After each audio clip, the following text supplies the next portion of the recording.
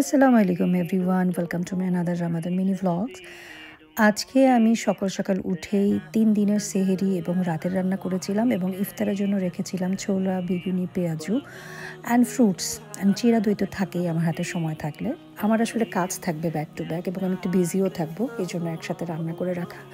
So আমি রান্না করেছিলাম ট্যাংরা মাছ দিয়ে আলু টমেটো দিয়ে ঝোল, কচুরমুখী, বেগুন এবং চিংড়ি মাছ, গরুর মাংস ভুনা করেছিলাম ছোট ছোট আলু দিয়ে এবং ডিম কারি, দেন মুরগির মাংস, পালং ডাল আর একটু ডাল ভর্তা করব, সেজন্য ওটা ডাল শুকিয়ে রেখেছিলাম। সো এটা ছিল হচ্ছে আমার টোটাল প্রিপারেশন। আজকে যেহেতু সকাল থেকে কাজ করেছি, সো ইফতারের আগে বেশ সময় ছিল।